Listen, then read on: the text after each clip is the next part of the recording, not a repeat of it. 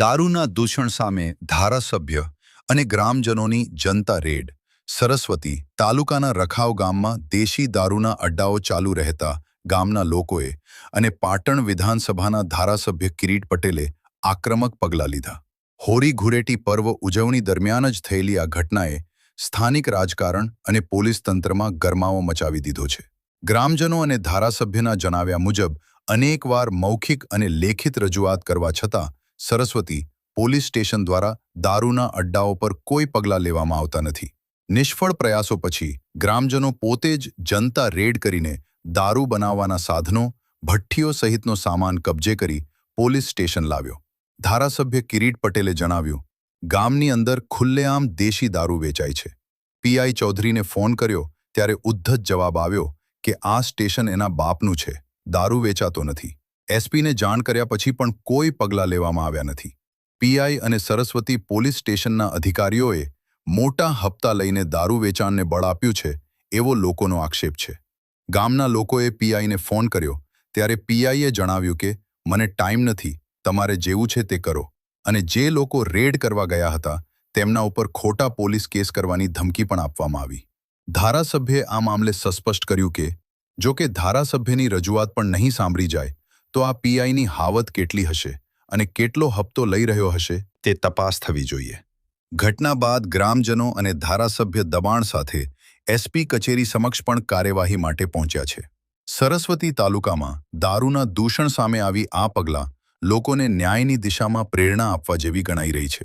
Social મીડિયામાં ચર્ચાઓ થઈ રહી છે કે પાટણ એસપી કચેરી સામે પણ એક માથાભારે બુટલેગરો વિદેશી દારૂ વેચી રહ્યો છે. ત્યાં પણ જનતા રેડ થવી જોઈએ.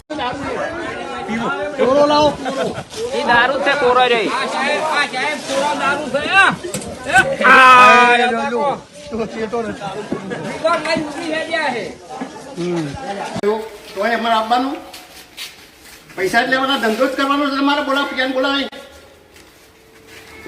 દેશી દારૂ શું તો આપી દીધી. તમે ફોન કરી એટલે જો કઈ જવાનું કરો બેઠા છો તમે.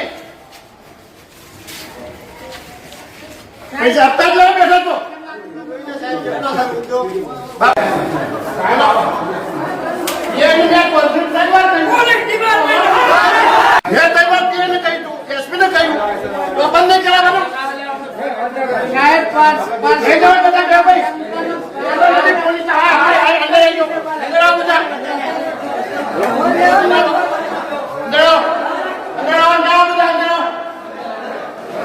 પીઆઈને જાણ કરવા છતાં કોઈ પગલાં લેવામાં આવતા નથી. એ દિવસે મેં મારા ફોનથી પીઆઈ ચૌધરીને ફોન કરેલો. પીઆઈ ચૌધરીએ ઉદ્ધત જવાબ આપેલા. એવું સમજે છે પીઆઈ કે આના બાપનું પોલીસ સ્ટેશન છે. એ હું કહ્યું કે કોઈ દારૂ વેચાતો નથી. એના પછી મેં એસપીને પણ ફોન કરેલો. એના પછી ફરીથી મેં 2 વાર ફોન કરેલા, છતાં પણ સરસ્વતી પીઆઈ મોટા હપ્તા લઈ સરસ્વતી પોલીસ સ્ટેશનના જે અધિકારીઓ હોય છે એ ગામ લોકોનું કહેવું છે કે મોટા હપ્તા લઈ અને દેશી દારૂનું વેચાણ કરતા હતા. આજે ગામ લોકો ભેગા થઈ અને જનતા રેડ કરી અને બધો સામાન લઈને અહીં આવ્યા છે. ગામના લોકોએ પીઆઈને ફોન કર્યો તો પીઆઈ એવો જવાબ આપ્યો કે મને ટાઈમ નથી, તમારે થાય કરી લો. અને ઉપરથી જે લોકો રેડ કરવા ગયેલા હતા એમના ઉપર ખોટી પોલીસ કેસ કરવાની ધમકીઓ આપેલ છે. વારંવાર રજૂઆત કરવા છતાં ધારાસભ્યની જો રજૂઆત ના સપાતા હોય તો આ પીઆઈને શું હવા હશે અથવા કેટલો હપ્તો મળતો હોય છે એની તપાસ કરવી જોઈએ. એના જે પણ જવાબદાર અધિકારી હોય એની સામે કાર્યવાહી થવી જોઈએ.